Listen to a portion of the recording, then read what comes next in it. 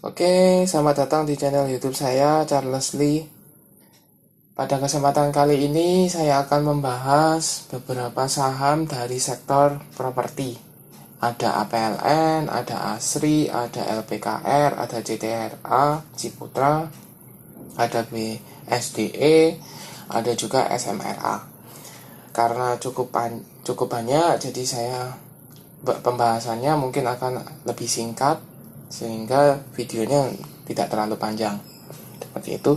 Buat teman-teman yang sudah like, share, dan subscribe channel YouTube saya ucapkan terima kasih. Buat yang belum, silahkan subscribe dan jangan lupa klik tombol loncengnya supaya dapat notifikasi dari channel YouTube saya. Ke saham yang pertama yaitu ada APLN atau Agung Podomoro Land. Untuk sektor properti dalam satu minggu ini sudah cukup mengalami koreksi yang cukup banyak karena selain sudah naik tinggi maka koreksinya cukup wajar dan juga sentimennya cukup berkurang. Nah, untuk APLN sendiri tanggal 29 Oktober 2021 ditutup mengalami kenaikan sebesar 1,47% ke level 138. Nah, kalau dilihat dari chartnya, saham APLN masih bertahan di level supportnya di MA 50-nya di sekitar 137. Ini belum bisa dikatakan break, jadi masih bisa bertahan di MA 50-nya. Tetapi untuk MA 150 sudah berhasil break. Nah, untuk garis MACD juga masih mengarah ke bawah, menunjukkan ada tekanan untuk jual. Tekanan jualnya masih tinggi. Seperti itu. Kemudian kita coba lihat broker summary-nya. Singkat saja, APLN 27 sampai dengan 29, value-nya net. Kita lihat untuk broker summary-nya sendiri masih ada distribusi ya. Masih ada distribusi. Itu jadi masih ada kemungkinan bahwa saham APLN akan melanjutkan koreksinya mengarah ke bawah ke supportnya di sekitar 130 seperti itu untuk APLN. Buat teman-teman yang sudah punya di daerah bawah di sekitar 120-an 130-an bisa pertimbangkan untuk taking profit dulu seperti itu. Buat teman-teman yang belum punya bisa pertimbangkan untuk tunggu wait and see dulu, tunggu di sekitar supportnya di sekitar 130-an. Seperti itu untuk saham APLN. Kita beralih ke saham berikutnya di saham ASRI atau Alam Sutra. Alam Sutra juga sama, sempat mengalami koreksi yang cukup dalam, kemudian berhasil technical rebound, bertahan di EMA 50 dan 150. Kebetulan ini kan berdekatan di sekitar 180 hingga 182. Bisa dikatakan ini support kuat dari saham ASRI. Seperti itu. Kalau kita lihat trennya masih uptrend ya. Jadi belum break dari garis trendline-nya. Uptrend channelnya masih belum break, jadi masih bisa dikatakan saham ASRI ini masih uptrend, tetapi sudah agak mengkhawatirkan karena mendekati supportnya di EMA 150, EMA 50-nya maupun support kuatnya di 180. Untuk garis MACD-nya mengarah ke bawah. Kita coba lihat di broker summary-nya ASRI. Untuk ASRI ada distribusi cuma tidak masif ya. Kita coba di hari terakhirnya di tanggal 29 Oktober. Ya, cenderung netral ya. Kalau di hari terakhirnya cenderung netral, ada AT, CC, SQ, YB, LG. Sedangkan yang jual ada IP, YP, IF, EP, DR. Seperti itu. Buat teman-teman yang sudah punya saham asli di sekitar 150 sampai 160, bisa pertimbangkan untuk take profit apabila saham asli ini break dari support kuatnya di sekitar 180. Seperti itu. Buat teman-teman yang belum punya barang, bisa pertimbangkan kalau seandainya saham asli ini masih bisa bertahan di support kuatnya di sekitar 180 sampai dengan 181 ini, maka bisa buy on weakness, kemudian hold saja saham ini selama masih bertahan di atas MA 50 maupun 150-nya. Seperti itu. Oke, kita ke saham selanjutnya, ada LPKR Lippo Karawaci. Secara candle untuk Lippo Karawaci atau LPKR kurang bagus ya, karena berhasil break dari MA 150 maupun MA 50-nya, dan sekarang retest di supportnya di sekitar 150 sampai dengan 149-nya. Seperti itu. Kemudian garis MACD-nya mengarah ke bawah, menunjukkan tekanan jualnya cukup tinggi. Kita coba buktikan di broker summary-nya. AR tanggalnya 27. Oke. Ya, ada distribusi oleh CC, PD, NI, MG, HP. Sedangkan yang nampung ada AK, GR, KK, DH. Kita coba lihat ini foreign ya. Ya, AK, BK. Tuh. Kita coba lihat untuk tanggal 29-nya. Masif. Tanggal 29-nya distribusi masif ya. PD, TP, AG, NI. Seperti itu. Yang tampung ada YP, KK, DH, SA, AK. Jadi kalau dilihat dari candle yang terbentuk koreksi, maka kemungkinan besar masih akan ada candle hijau atau technical rebound sementara untuk selanjutnya mengalami koreksi lanjutan. Jadi candle hijau kemungkinan akan ada candle hijau, tapi bukan berarti sudah berbalik arah seperti itu, dari yang tadinya sideways menuju ke uptrend lagi, tidak, tapi hanya untuk melanjutkan downtrendnya seperti itu. Kalau kita lihat dari garisnya ya, uptrendnya patah sih, garis uptrendnya patah seperti itu. Jadi untuk LPKR cenderungnya kurang bagus. Cuma buat teman-teman yang mungkin fast trade, trading cepat gitu, mungkin bisa, karena dilihat dari tanggal 18 candlenya merah. Jadi masih ada kemungkinan bahwa saham LPKR ini akan technical rebound dulu. Jadi mungkin akan hijau fast trade seperti itu. Jadi ambil kesempatannya aja. Oke, buat teman-teman yang sudah punya di daerah bawah, mungkin di sekitar 129 sampai dengan 130 atau bahkan di 140, bisa pertimbangkan untuk take profit dulu. Lanjut ke saham berikutnya, ada CTRA atau Ciputra. Oke, kalau untuk Ciputra secara candle jauh lebih bagus daripada LPKR ya, karena garis MA 50-nya sudah berpotongan dengan garis MA 150 masih mengarah ke atas. Kemudian garis MACD-nya mulai mengarah ke bawah, menunjukkan bahwa mulai ada tekanan jual.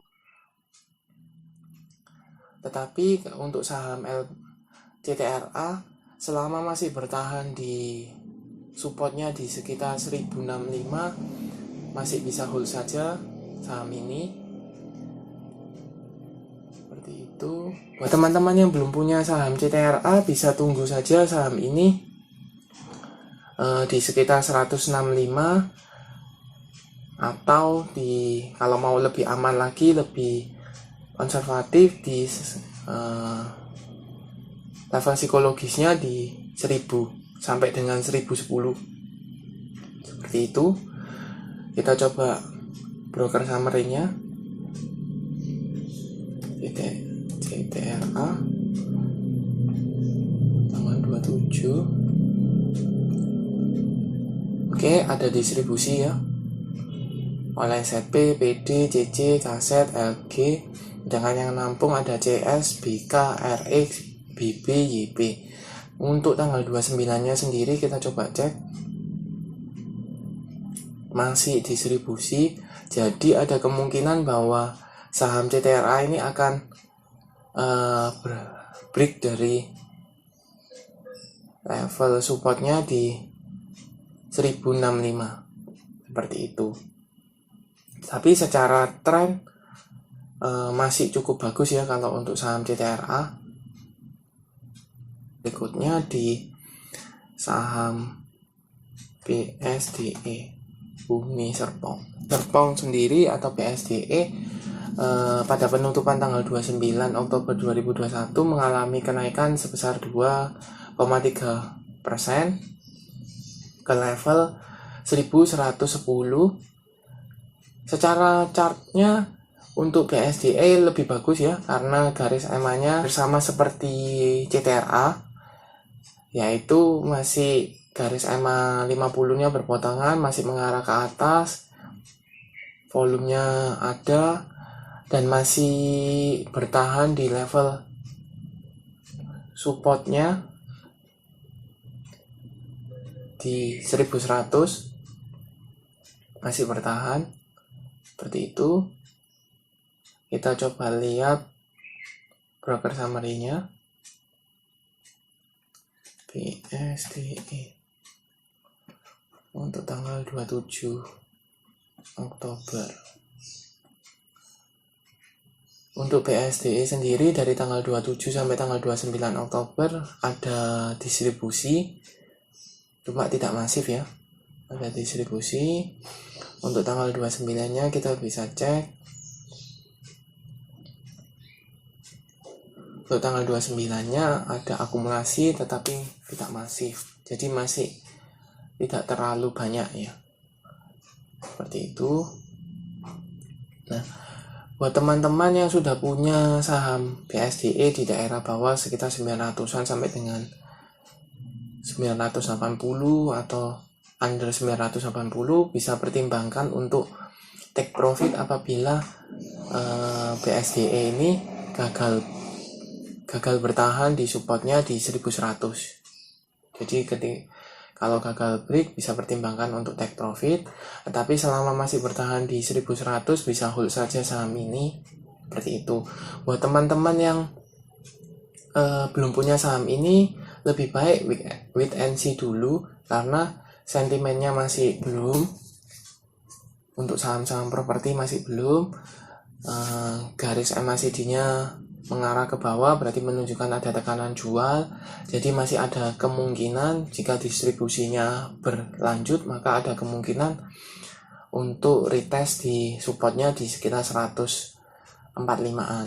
Jadi wait and see dulu. Kalau memang bisa bertahan dari support 1100, bisa buy on support seperti itu. Kalau seandainya misalnya tekanan jualnya masih berlanjut sehingga break dari 1100, maka teman-teman yang belum punya bisa tunggu di sekitar 1045 untuk buy on weakness. Seperti itu. Untuk analisa saham berikutnya ada SMRA atau Sumarekon. Untuk Sumarekon sendiri secara kayak chart masih bagus ya, karena MA50-nya juga sudah berpotongan mengarah ke atas, masih uptrend channelnya masih terjaga.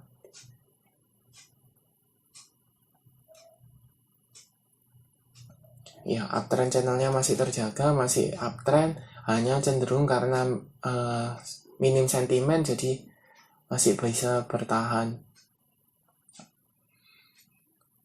di level 900. Jadi buat teman-teman yang sudah punya saham SMRA di daerah bawah, pertimbangkan untuk take profit apabila saham SMRA berhasil break dari supportnya di 900 seperti itu. Tetapi kalau misalnya masih bertahan di atas support 900, maka bisa pertimbangkan tetap hold saja saham ini, karena ada potensi untuk SMRA bisa ke level 1000-nya, level 1000, atau minimal di level 975 lah, masih oke, masih bisa seperti itu. Untuk garis MACD-nya mengarah ke bawah menunjukkan ada tekanan, mulai ada tekanan jual. Kita coba konfirmasi ke broker summary. Untuk broker summary-nya SMRA tanggal 27. Kita lihat ada akumulasi tanggal 27 sampai tanggal 29, ada akumulasi oleh LG, KZ, CC, SKI, NI. Sedangkan yang jual ada AK, YP, BK, KI, CS. Asing mulai keluar ya. Oke. AK, BK, CC keluar. Yang nampung juga asing juga ya. CS, KZ, YU, IF. Jadi nggak terlalu banyak sih kalau untuk asing. Karena yang jual asing, yang nampung juga asing banyak. Nah, untuk tanggal 29-nya sendiri ada akumulasi ya. Ada LG, SKI, AK, CS, YP, yang jual KI, BK, YU, GR, OD. Seperti itu. Jadi kalau dilihat dari broker summary-nya, masih ada kemungkinan bahwa SMRA ini akan retest ke supportnya, ke resistennya di sekitar 975 sampai dengan 1000-nya, seperti itu. Jadi buat teman-teman, sekali lagi buat teman-teman yang sudah punya saham ini di daerah bawah sekitar 700-an atau di sekitar 800-an, bisa tetap pertimbangkan untuk hold saja saham ini selama SMRA bisa bertahan di atas supportnya di 900 seperti itu. Tetapi apabila SMRA turun break dari supportnya 900, bisa pertimbangkan untuk take profit dulu seperti itu. Nah, buat teman-teman yang belum punya posisi, bisa pertimbangkan untuk spekulasi buy ya. Spekulasi buy di supportnya di antara range 900 sampai dengan 915 ini untuk trading jangka pendek ke level resistennya di sekitar 960 sampai dengan 975. Jadi fast trade aja. Seperti teman-teman yang sudah nonton video ini, jangan lupa like, share, dan subscribe channel YouTube saya. Dan tunggu video analisa saham-saham berikutnya. Oke, terima kasih.